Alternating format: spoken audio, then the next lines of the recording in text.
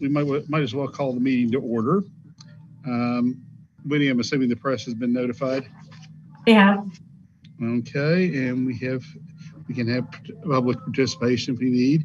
I'm assuming also we have a quorum. My Brady Bunch screen because I can only see half people on the laptop. So I apologize, PG and Kathy. I don't get to see you guys until I scroll over. I'm here. Yeah. Hey, PG, how are you? Good. Well, I think we'll jump into the meat of it. David's going to go through our proposed amendment to the QAP plan. So, David, I'll let you take it away. Thank you. And I appreciate you all jumping on this call. I know it's out of the ordinary as far as the schedule goes. So I will briefly run through what we intend to do, why we intend to do it, the steps involved,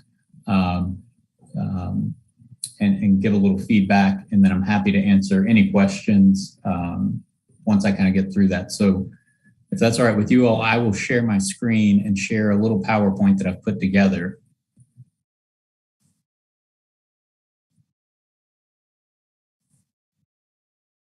Is everyone able to see that PowerPoint okay? Yes. Great. So like I said, the purpose of this meeting is to inform the committee regarding a proposed change to the qualified allocation plan. You might recall KHC is required to have a qualified allocation plan with respect to our 9% low-income housing tax credits. And generally what we do is we will have a 2-year QAP, as we refer to it.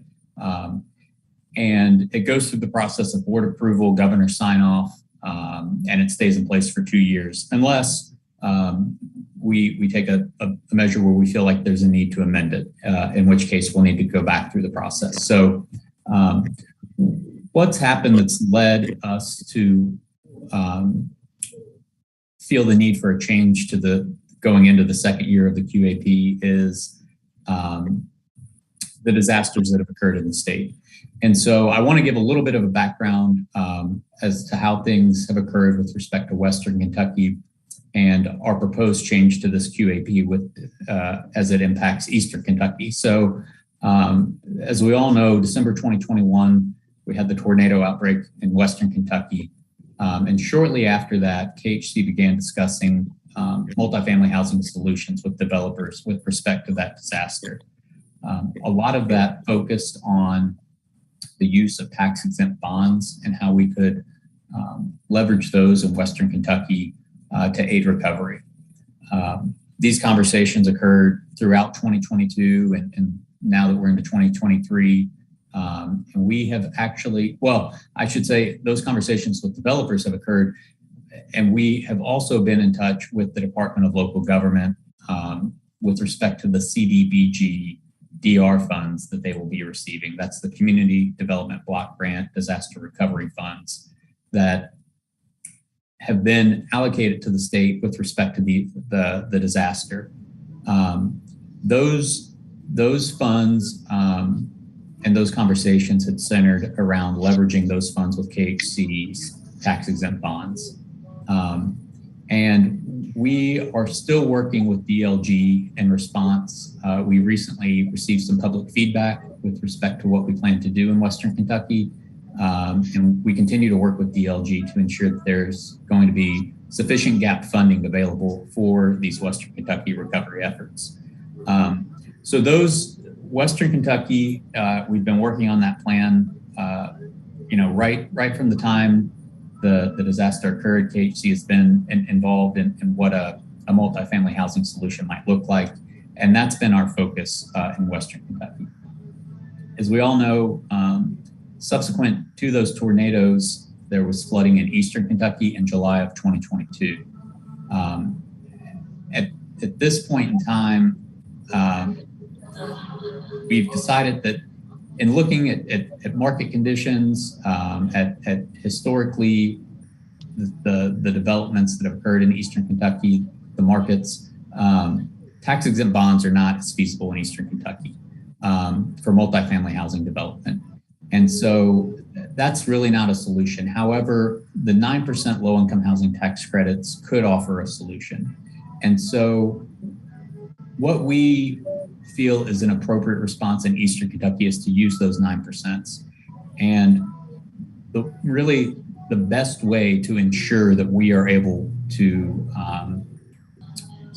fund a project using these in Eastern Kentucky is to create a set-aside pool for Eastern Kentucky, which in doing so, we felt the need to amend our qualified allocation plan. So we've come up with that idea. What we have done to date is in early March, we had a developer forum. We held that virtually. We had a very large attendance where we discussed this proposal with our developers, outlining the Eastern Kentucky and Western Kentucky approach. And then on March 23rd, in order to amend our QAP, we have to hold a public hearing and take public comment. So on March 23rd, we held that public hearing with respect to amending the QAP and opened up the public comment period. That was open for a little more than a week. We did receive a number of comments. Some of those comments were focused on our QAP in general and not so much on the proposed changes that we were making. But we did receive a number of comments, which I'll discuss here in a bit with respect to the proposed changes. So once that public comment period closed, we did take the opportunity to review those comments, to have some discussions with the stakeholders who made the comments, and to evaluate what we were proposing to do. So I'll step into it here in a minute, but as an overall proposal, what we were proposing initially when we were discussing this with the public was our QAP has various pools. And what I'll do is I'll actually jump forward a slide or two to show that. What we had initially proposed was eliminating our innovation pool this year and setting that money aside for the Eastern Kentucky new supply pool. So for that 1 year, we would get rid of the innovation pool. A lot of the feedback that we received was supportive of keeping the innovation pool. And so we received several comments that suggested rather than completely eliminating the innovation pool to fund the Eastern Kentucky pool, maybe limiting reducing the other pools a little bit as well. So we took that feedback, and that's actually the main gist of our proposed amendment to the QAP is to create this Eastern Kentucky new supply pool, and to do so by reducing each of the other pools slightly in order to fund that pool. And so those are the steps that we've taken to date. The steps going forward, obviously we have our meeting today with the Programs and Policy Committee to review this. The board will have to approve this QAP amendment, as will the governor's office. And so with the board meeting coming up on the 27th, we hope to get that approval, as well as sign off from the governor. And then from there, we'll be able to open these 9% LIHTC applications utilizing this amended QAP. And then as usual, those applications would be due mid-August. Along the same lines, I've mentioned the Western Kentucky response. We had originally planned on opening that bond NOFA, where we were opening tax-exempt bonds along with some gap financing, including the CDBG DR funds, around the same time as this QAP. I think at this point in time, we're going to delay that a little bit, probably until July or August, so that we can make sure we have everything in order to ensure the financing is available for that. So that's where we've been. That's where we need to go. So I touched on a bit of what we have proposed changing. Again, the big change is to create this Eastern Kentucky set-aside pool. The pool will be limited to the 4 hardest hit counties in Eastern Kentucky. That is Breathitt, Fletcher, Knott, and Perry counties. And with the size of this pool, we do expect to get 1 or more, hopefully more, multifamily projects in that region as a result of this. So again, I think that received the largest feedback from the public in our comments. We are making one, I shouldn't say one, it's really two, but another adjustment to our QAP in the process of amending it. And that is to tweak the scoring criteria for disadvantaged business entities participation in these 9% projects. We made a change when we put the last QAP together, the 2-year QAP, in order to, one of our goals is to increase participation in a meaningful way of disadvantaged business entities. And so that we tweaked our scoring in this 2-year QAP in hopes of doing that. What we found was we might need to tweak it slightly further because what we really want is meaningful participation where these disadvantaged business entities aren't just slapped on the application. They're intimately involved, they're learning, and they're getting stronger and greater knowledge of the industry so that they can meaningfully participate both now and in the future. And so what I can do, I'll pause here for a minute and let everybody I know I briefly stopped on this adjustment to the pool. I'll stop here for a second and let everybody take a look at that. And then I will flip over to the actual QAP amendment and take a look through that. I believe that was provided to everyone before the meeting and you all might have had a chance to look at it, but I'll also just take a moment to scroll through that and touch base on it and see if anyone has any questions. But as you can see here, what we do with these pools is we estimate what we expect to receive. We don't know exactly until the year that we're allocating, but we'll make these allocations in January of 2024. And we created the Eastern Kentucky pool and we allocated about 12%, or we allocated 12% of the total tax credits to that pool. We shaved about 5% off of the preservation and existing supply pool, 2% off of new construction, and 5% off of innovation. So we still have, fairly solid pools by making those adjustments, but we also are able to create this Eastern Kentucky new supply pool. Hey, can I just, so that I make sure I understand this? Sure. So when I look at 2023, this 11,650 is divided up 37% go to preservation. Now it'll be 32%. And just making sure I'm reading it right. That's correct. Go to preservation. Okay. I just wanted to make sure I could follow it. Sure. No, absolutely. There's a lot of numbers and percentages, and I had to figure out, because I'm dumb, that you added all these up to come to 11,500. And these were the percentages of the 11,650, and then these are the new percentages of the 11,650. And that makes sense. And I'm really happy that you responded. In the interest of being clear about everything, we need the DLG to ante up a whole lot more for those tax exempt bond gaps, and even the gaps for the 4% tax credits, so that West Kentucky and everywhere else can really do use the money that is going to be available. And in Eastern Kentucky, we probably need to layer on assigning some Section 8 assistance to some of those places. I know that's not in the QAP, but we need to realize how, as I've come to realize, thank you, how much more layering is necessary for Eastern Kentucky, but that as originally proposed with the DLG assistance, how inadequate it was for West Kentucky and even Central Kentucky. So we're very dependent on the DLG doing some revisions, but I see this as a really good way to resolve the issues that were raised. Thank you. And I will say DLG has been good to work with in this regard. our conversations are ongoing, but they are working with us and taking heed of the public comments that we've received.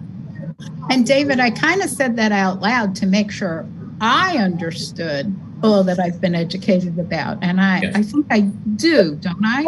Yes. Okay. And we are, and we continue to work with DLG. I know Dennis is on, and if he wants to speak to anything, I'll let him, but I don't want to get ahead of them on anything with respect to any of their plans in this particular meeting.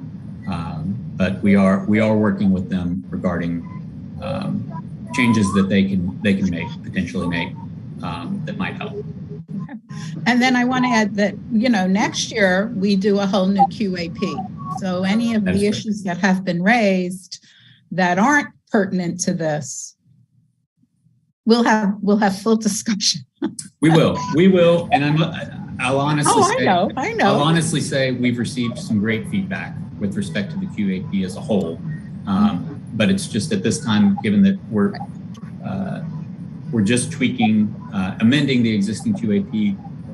While I appreciate the feedback on the QAP as a whole, I don't think it's necessarily appropriate to make, to open the whole thing back up at this point in time. But I do appreciate the comments we've received on it as a whole, and we'll definitely take those into consideration, as well as, future comments about it. Does anybody else have any comments related to this? David, with hearing none other from the committee, I do have a question related to the cuts, and just to make sure I understand, or if the committee understands, do y'all foresee any negative behavior based on the cuts in innovation and preservation and then the new construction? Any hurdles we might run into?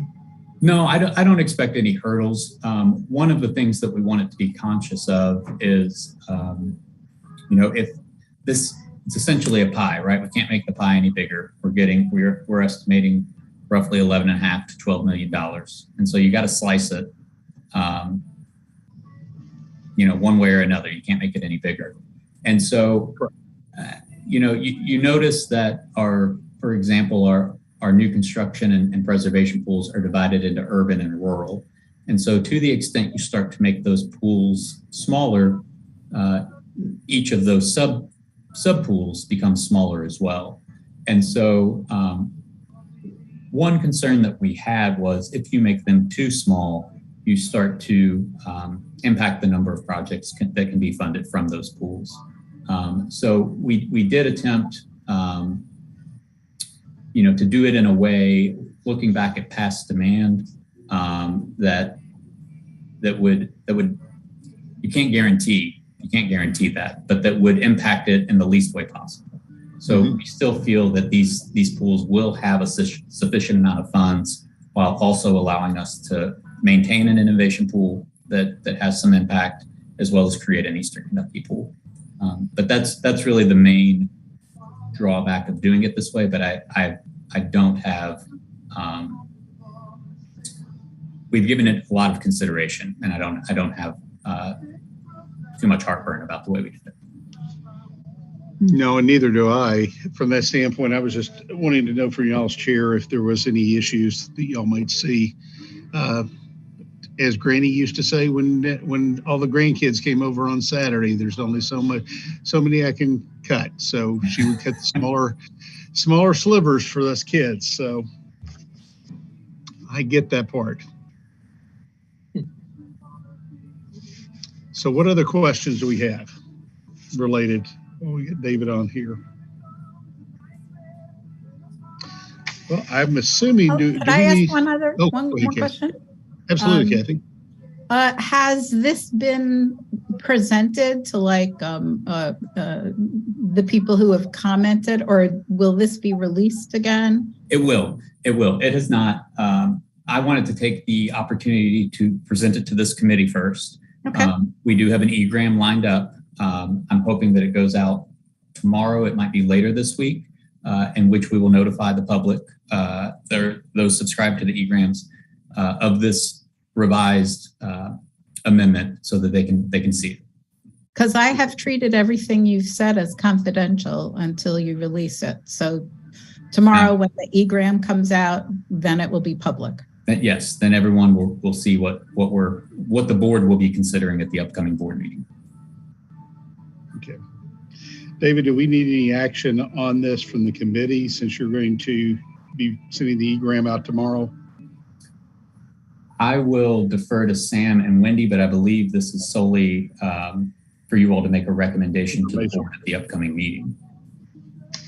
But Sam and Wendy, I'll let you all make that answer. Yeah, I didn't know if we needed to make a recommendation since there's a possibility that we could change based on the public comment, correct? Or is that what I'm hearing? Well, we won't be reopening public comment. Oh, I got you. Simply, we had our public comment period, and this version has changes to what we originally published in order to address those public comments. So now we're putting out what the board will be considering based on that public comment period. So then we will entertain then a motion to present to the board or approve to the board. And Sam, if it comes from the committee, well, then I guess we should vote on it, because if it comes from the committee, there doesn't need to be a second, right? So the committee will be making a recommendation, but the full board will be approving the final version. I get that. Just as a point of procedure, if we vote on this as a committee and it gets introduced as a committee motion, then a second is not necessary. There will still need to be a motion and a second. Okay. Thank you. Yep. So I will entertain one if so be.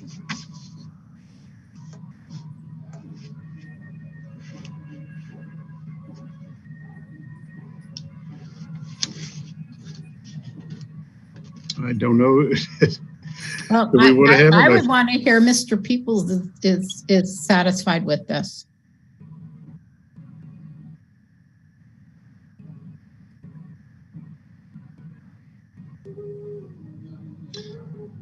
PG, I think you're still on mute. There we go. No, oh, there you if I wasn't satisfied, you would have heard already.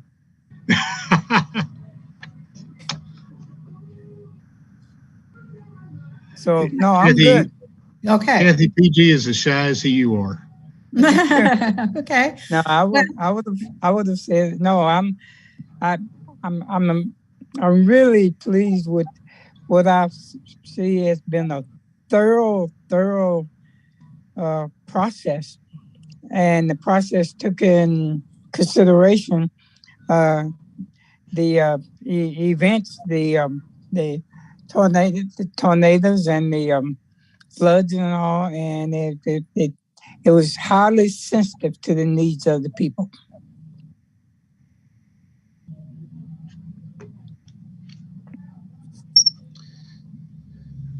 Well, there aren't many of us, so I'll move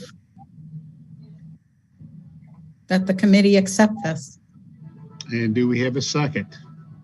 I'll second. All those in favor? Aye. All those opposed?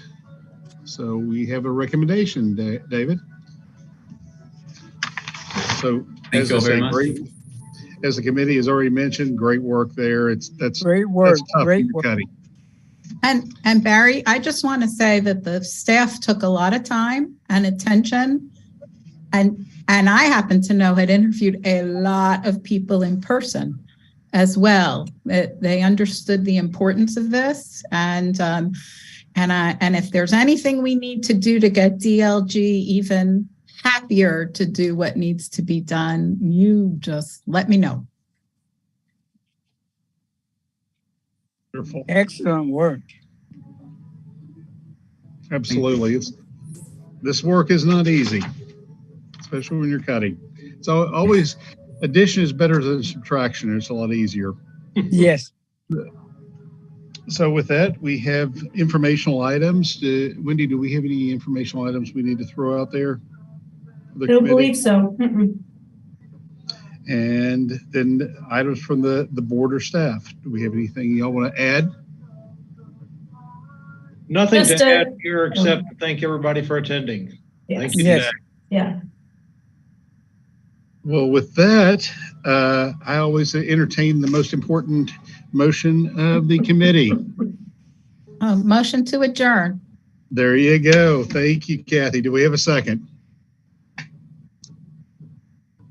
Second. Oh, there we go, PG. Well, Yeah. that passes because we don't have anybody else.